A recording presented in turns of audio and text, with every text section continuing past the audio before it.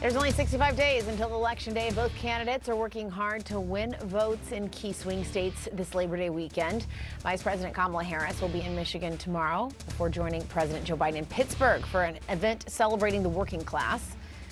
Former President Donald Trump is responding. His Michigan campaign is hosting a video call with some United Auto Workers, although the union is already supporting Harris.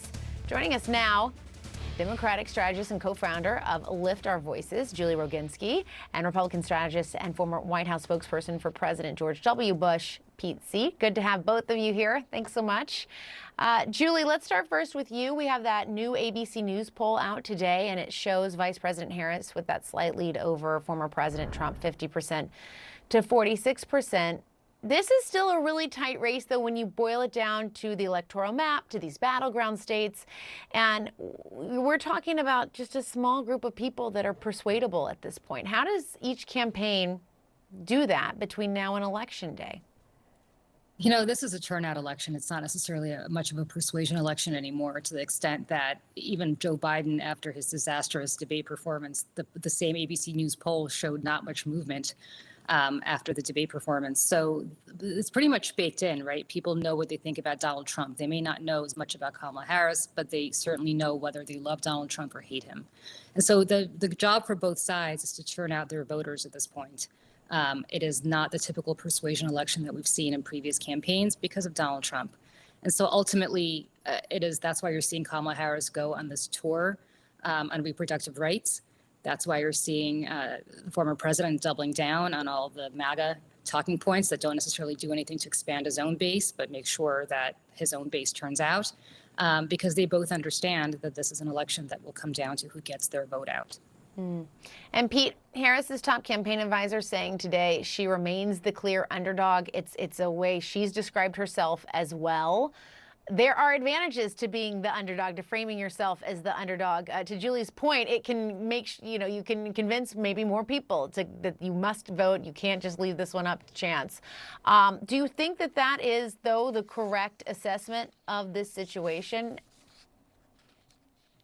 Well, a campaign calling their candidate the underdog is a tried and true tactic of campaigns, because you don't want to get overconfident and you don't want to get complacent. And there's been a lot of reasons for the Kamala Harris campaign to be overconfident. There is a burst of enthusiasm behind her candidacy after the switcheroo with Joe Biden. So I think they see it the same way Julie and I see this race, which is it actually is about persuasion, but it's persuading voters to vote. Not necessarily to change who they're going to vote for, but it's about persuading them to show up to the ballot box.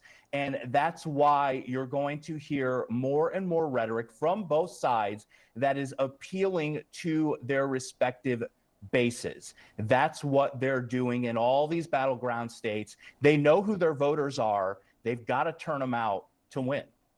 And so, Julie, we have this debate. We're coming up on it, September 10th. How impactful might that be if we continue with this kind of through line that we have in this conversation, that you need to convince your voters to get out and vote? What role does it play in that? Well, the stakes are pretty high for Kamala Harris. Again, it continues to allow her to introduce herself, not just to people who are undecided, although that cohort is incredibly small, but really to the Democratic base to ensure that they turn out. As I said before, it's pretty much baked in for Trump. We know what he is and who he is. You either love him or you hate him.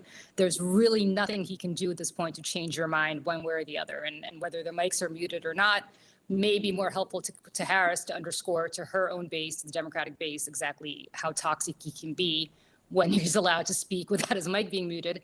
But at the same time, it's not going to suddenly persuade a whole swath of Trump supporters to say, oh, my God, this is not a man that we're not familiar with.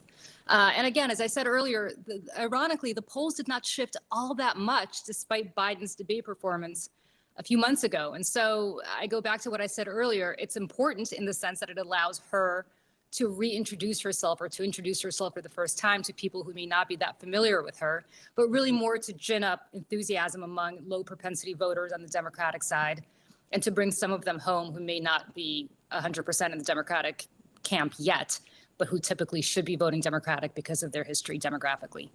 And Pete, I just want to get your thoughts on the debate as well.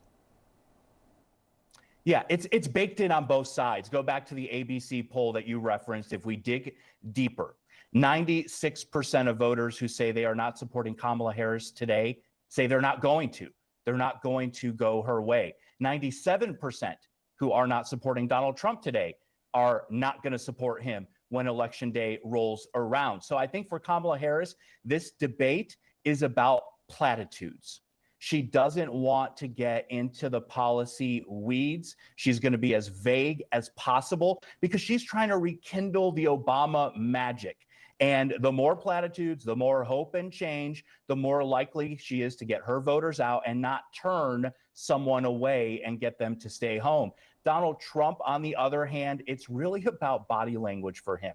Yeah, he needs to remind the American people that they were better off economically when he was president, but he has to be careful about how he debates against Kamala Harris. She is not Hillary Clinton. She doesn't come into this with sky-high disapproval ratings. And so he has to be very, very careful about his words and his body language. It's going to be interesting to see. All right. Julie Roginsky and Pete Seat, our thanks to both of you.